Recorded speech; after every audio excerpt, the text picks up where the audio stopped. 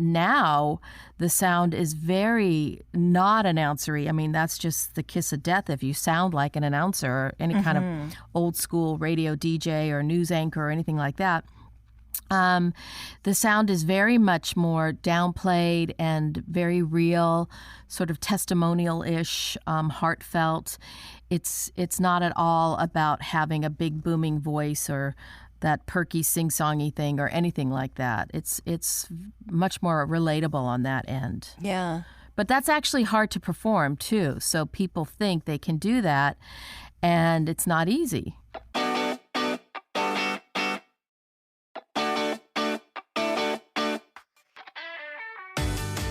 Welcome to Audio Branding, the hidden gem of marketing.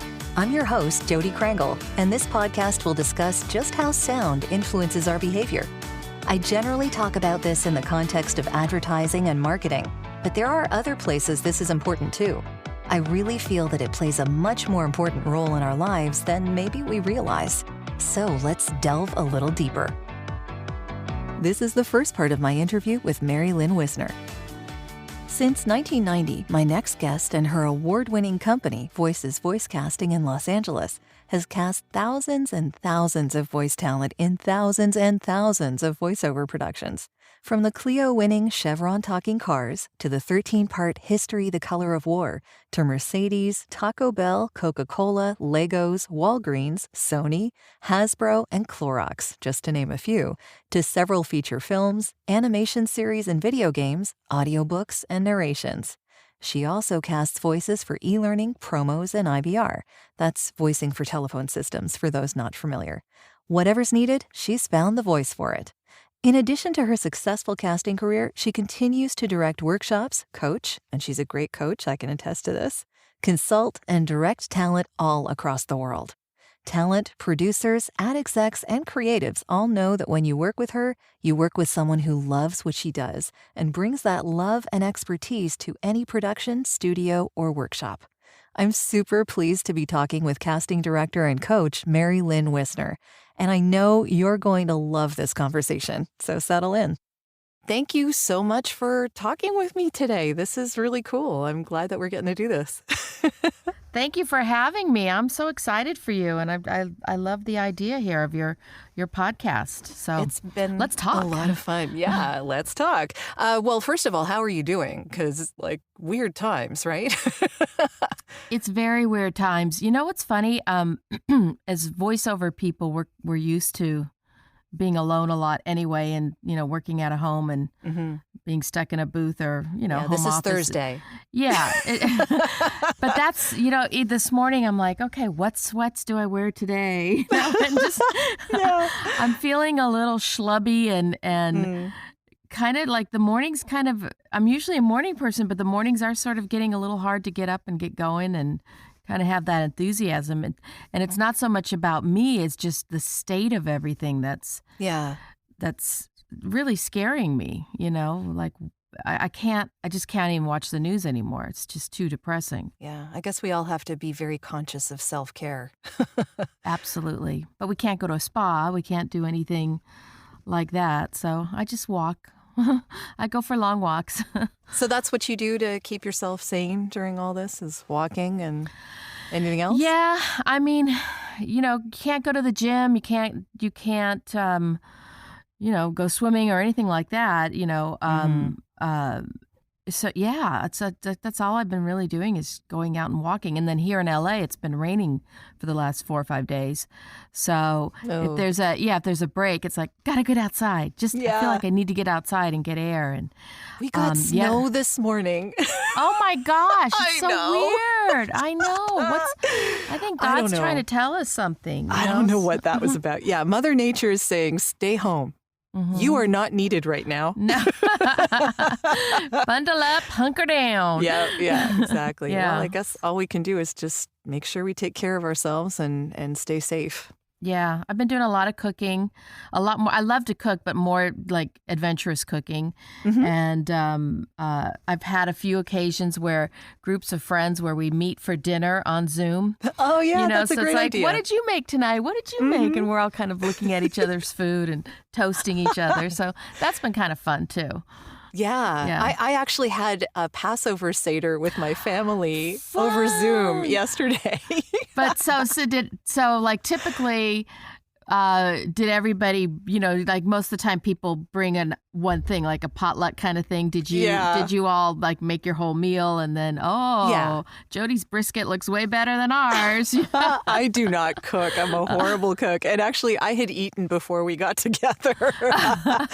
So it's my sister that's really into the whole thing of it. And my parents were just like, we just kind of ate our dinner and had wine together. And it was nice. It was nice. Yeah. That's nice really family nice. gathering. Yeah. I love a good Passover meal. I'm not Jewish, but my ex-husband was. And,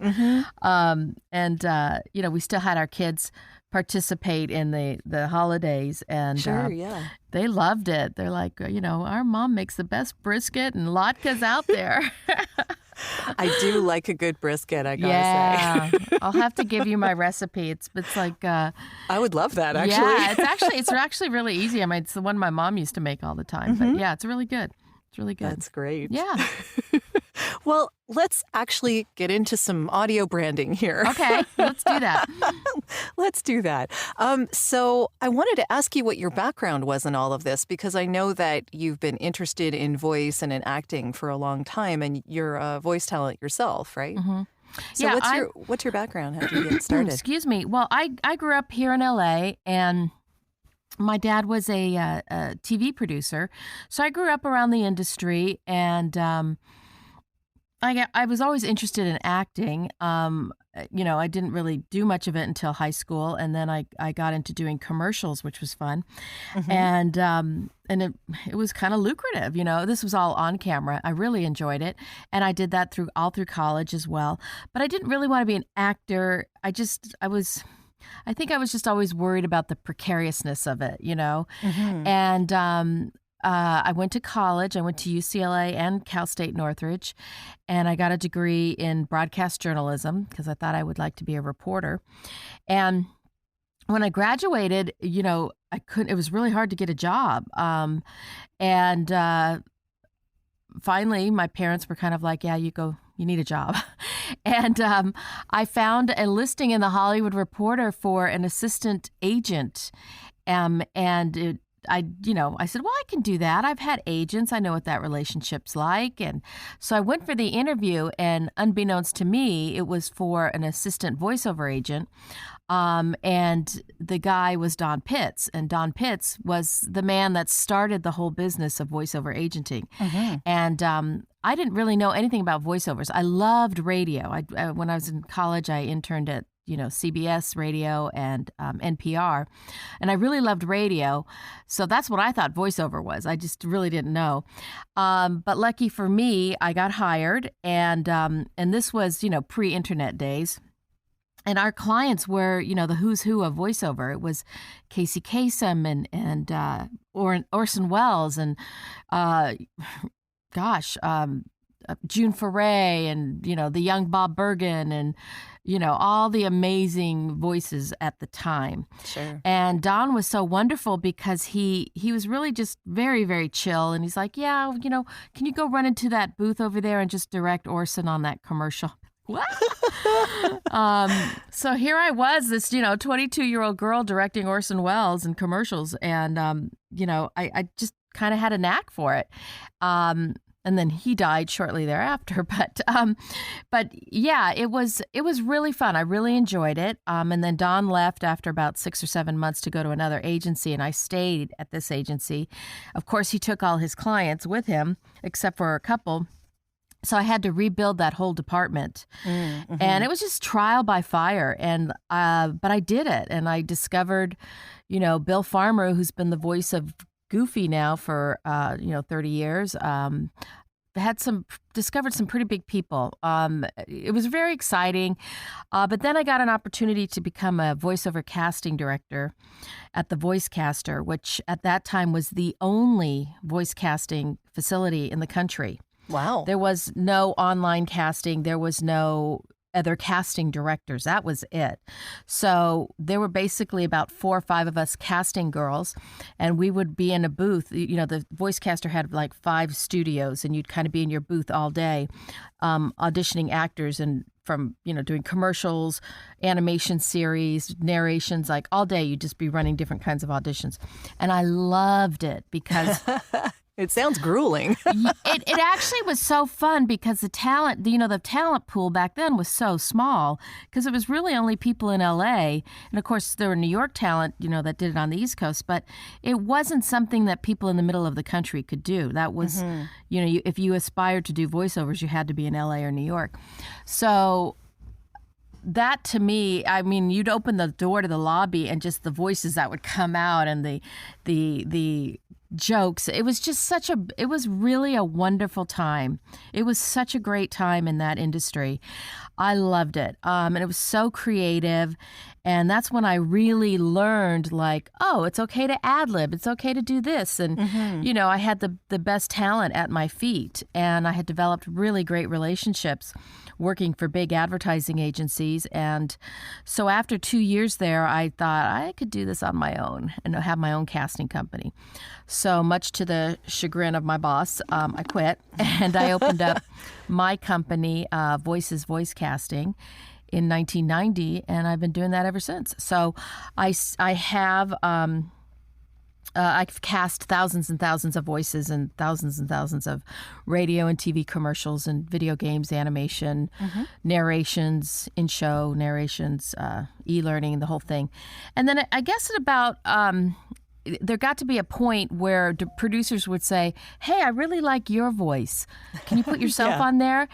And I did, but if I'm casting something, I don't do that. I always feel like it's a little bit of a conflict.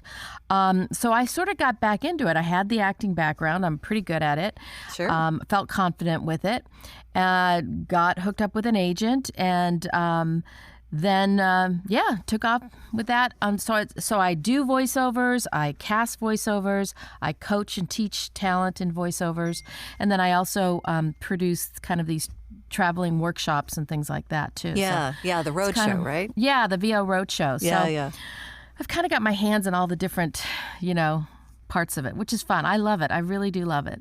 That's great, though. Yeah, lots of different things going on. Yeah, so and it's been a great career. Yeah, totally. I mean, and a very lengthy and productive one as well, which is, I kind of made I know it you've that helped way. a lot of people. Yeah, well, I absolutely, I just love teaching. It's just, I'm a Virgo, I'm a nurturer. And also, as a mom, I have 2 daughters, it was a great career to have for them growing up. I could always do sessions while they were at school. I mean, there was the occasional, you have to stay after school thing. But it was really, I just molded the career around my family, and it worked out really, really well. I'm very, very fortunate. So I made it work, but, and I'm sure I missed out on some other bigger things, but, I have 2 great adult daughters now, so I'm happy. Well, work-life balance is really, it's important. Absolutely. Yeah. So I have to ask, what do you wish you'd known then that you know now? Ooh, good question. I mean, it could have me? to do with, in general. It could have to do with your casting. It could have to do with your voiceover career. Anything that really sticks out to you that you wish you'd known back then that you know now and you think it might have changed something? There's a few things where I wish that maybe I had started a little earlier, like some marketing type things. Kind of just maybe even more like productive things like building studios and things like that. A lot of it was, I had a young family and I, had to put money into education and things like that. Sure, so I couldn't just, it wasn't all about me. But there were a lot of things that I found ways to make them work. So I'm pretty proud of myself for that. I'm pretty industrious. But I think there were a few things that I wish I would have been braver about, if that makes sense. Like just go for it, But overall, I think I've done most things that I kind of set out to do. Sure, that's good. I'm just kind of that personality, like, and I'm always telling my kids that, if you don't try, my big thing is squeaky wheel, and they roll their eyes. But, you don't know if you don't try. And That's so, and this has been the kind of industry where I do find the voiceover talent and the community, they're very, very supportive. It's a really nice group definitely. of people. My ex-husband works in on-camera casting, and it's a whole different vibe, a whole different set of people, and not always necessarily nicer either. So I do find voiceover people in the community, it's really nice. I've always, been so grateful for that. I don't know if that really answered your question, but... Well, it sort of did. It sort of did. We all have regrets for the things we didn't do as opposed to what we did do. True, yeah. Yeah. So what are some of the trends that you've seen? You've been doing this a while, so I imagine you've seen some trends in general sound for commercials, for instance, that have changed from when you started to what you're seeing today. And I'll ask you more about what you're seeing today, because that's a whole other ballgame. Sure. Yeah, but how have you seen the trends change over the years? Sound-wise, is that what you're asking? Yeah. Yeah, like commercials, sure. Like the voices, the sound that's behind the voices, the type of writing maybe even. Right. That's a good point. Everything. When I first started, it was definitely a man's game as far as the sound. Not most commercials, but a higher percentage of commercials were voiced by men, as well as, TV promos and, of course, movie trailers. Even in animation, most of the characters, there was always the focus was more male centered as far as the characters go, with the 2 or 3 girls in there. Narrations, all of that, and the sound was, again, when I started, very much more announcery, which is a little more presentational and selly. And then, of course, over the years, it got much more actor focused, and now the sound is very not announcery. I mean, that's just the kiss of death if you sound like an announcer or any kind of old school radio DJ or news anchor or anything like that. The sound is very much more downplayed and very real, sort of testimonial-ish, heartfelt. It's not at all about having a big booming voice or that perky sing-songy thing or anything like that. It's much more relatable on that end. Yeah. But that's actually hard to perform too. So people think they can do that, and it's not easy, No. So it definitely takes some training, or you just can't do it. Some people can and some people can't, Well, I mean, we're sitting here talking over a video conference, with headphones on in front of our microphones in our little booths, Yeah. You can't really get much more synthetic than that, really. Yeah. I mean, so actors, it really does become acting, because you have to live in your head and imagine what conversation you're having while you're in a completely inauthentic environment. It really does bring out to me, the true talent of someone. There would be a time where, the office would be so excited if a celebrity was coming in. Oh my gosh, so-and-so's coming in today to audition for this. But when you get them in the booth, they just read it. They're not acting it. And that's when I really realized, wow, voiceover is kind of the true delineator between who is talented, who's a good actor, versus who is pretty, who looks good, or who just, looks great on screen or whatever. And I don't mean that to be, cavalier or anything, but it definitely is a very strong skill set, and it's not easy like people think it is. Yeah. So, so you have to be able to create this whole scene in your little home studio or wherever you are, and visualize it and vocalize it, and it's hard to do. It's not easy. Yeah, it definitely is. I mean, people fun, ask but it's me. Not easy. People ask me all the time, what is it like to act Like, do you actually act when you're doing this? And I have to say, yeah, you totally are. Whether it's commercials or narration or an IVR or whatever, like you have to act in order to sound real while you're in an unreal environment. Right. And then reading copy that real people don't say. Yeah, exactly. It's definitely tough. It's definitely tough. It definitely is a skill. Yeah. Yeah. So today, things are changing because of our current environment. Yeah, true. What are some of the trends that you're seeing now in the casting calls that are coming up now? Like, what are they describing the voices they're looking for as? Is that changing? Have you seen an about shift from what you were seeing before we were all sheltering in place and what you're seeing now? Oh, absolutely. Everything I've seen lately has been empathetic, relatable, reassuring, hopeful, concerned, not patronizing. It's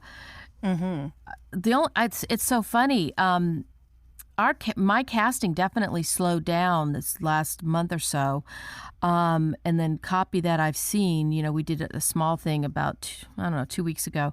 But everything I've also seen since then, just coming in from other offices, I haven't seen anything that's not pandemic related, which is interesting. So I'm not sure if all advertising related to any kind of, sales at the auto dealerships or whatever have become back to normal. Everything I've seen so far has been related to this crisis we're going through.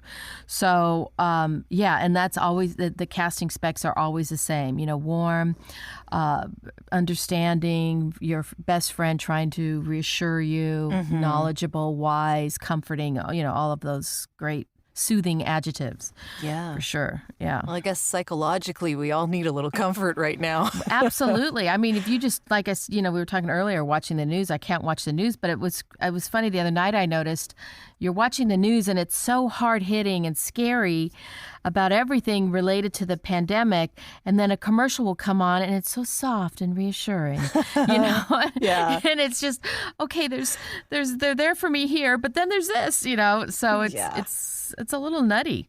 Yeah, it's kind of crazy.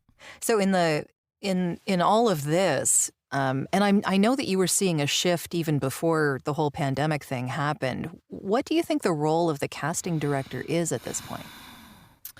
Wow, that's a good question. I get hired by advertising agencies and production companies to find the voice for their product or their production, whatever it is. And so the role of the casting director is to make their job easier. Sure. There are sources out there online where they can find voices, in a online casting situation, but a lot of bigger advertising agencies and production companies don't like to go that route because it's just it's an algorithm and you're getting no personal connection at all. Yeah. At all. So they'd rather hire an experienced casting director who knows voiceovers, who knows voices, who has relationships with talent as well as agents and representatives, and they will handhold that ad agency producer or production company through the process and find the perfect voice for them and give them, say, like the 10 to 20 best talent versus, 100 from some online thing. So we weed out all the and give them the great. And it's our job and as a casting director to stay on top of trends, know talent, find new talent, maybe even develop talent, or if you see somebody, work with them. And I'm in a very fortunate position because also as a coach, a voiceover coach, I have discovered talent and worked with them and then have been able to meet new talent that maybe other casting directors might not get to meet who don't teach because, they don't know that this guy's really great. He doesn't have an agent. That's not his fault yet. But he could be great for this spot. So I'm kind of known in the casting with my clients that I always, I'll bring in the tried and true a lot, but I also bring in a lot of newbies and things. So I have some producers that really love that. That's good. It's a good skill to have, to be able to tell when someone's talent level is going to be on par with what you need, despite how new they are or whatever. Yeah, you just, maybe because I've been doing it so long, I can just tell. I hear it, I know. And even, when I'm taking that first call from an ad agency producer, as soon as he starts giving me the specs, or she gives me the specs of what they want, my brain just instantly goes, oh, that's so-and-so and so-and-so. And I just start writing down names automatically. Yeah. Sure. But again, too, my job is also to listen to, talent agents, and they might, give me some suggestions. So it's about having those relationships and trusting them as well. Yeah. So being open-minded to it Absolutely. as well. Right. Yeah. Yeah. In general.